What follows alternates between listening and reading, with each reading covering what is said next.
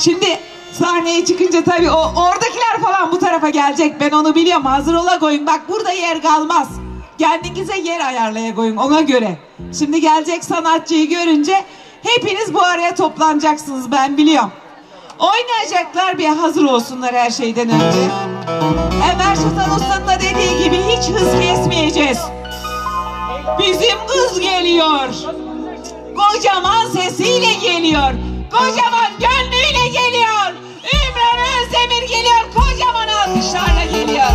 Hoş geldiniz. Herkese hoş geldiniz. Elleri göreyim, eller. Kocaman alkış istiyorum. Kocaman.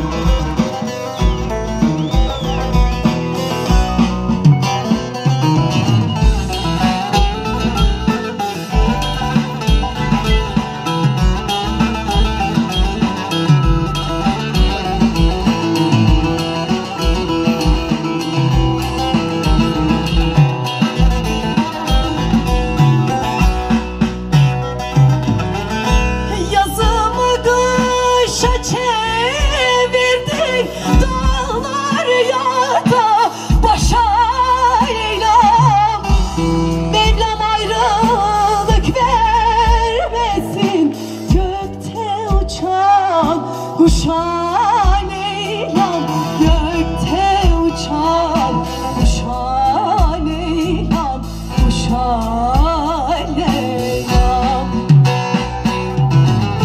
Mevlam ayrılık vermesin, gökte uçan kuşa Leyla'm, gökte uçan kuşa Leyla'm, kuşa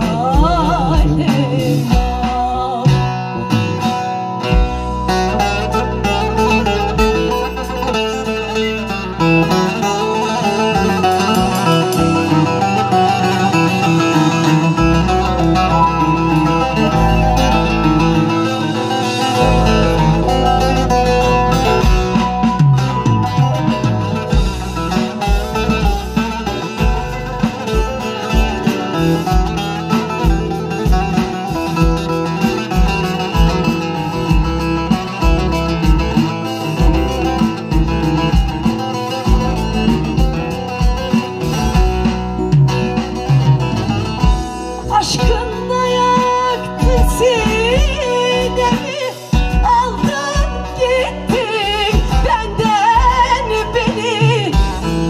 Meşkınla yaktın sinemi, aldın gittin benden beni. Viran eyledin halemi, vurdun taştan taşa Leyla'm, vurdun taştan taşa Leyla'm, taşa Leyla'm. Viran eyledin alemi, viran eyledin alemi, vurdun taştan taşa Leyla'm, vurdun taştan taşa Leyla'm, taşa Leyla'm. Çok teşekkür ediyorum. Herkes yöreyle girince ben de bir Neşet Ertaş'tan gireyim dedim. Çünkü burada bir sürü Yörük Türkmen Derneği var. Başka yöreden de okumak gerekiyor ama ben biliyorsunuz Teke yöresi sanatçısıyım. Buralıyım. Bu toprağın çocuğuyum. Senelerdir beni desteklediğiniz için hepinizden Allah 1000 kere razı olsun. Allah bana 1 veriyorsa size 1000 versin, 1 milyon versin. Çok heyecanlıyım, gerçekten çok heyecanlıyım. Organizasyonda emeği geçen Ramazan Kıvrak, İsmail Uzunoğlu abime çok teşekkür etmek istiyorum. Çok konuşmasını da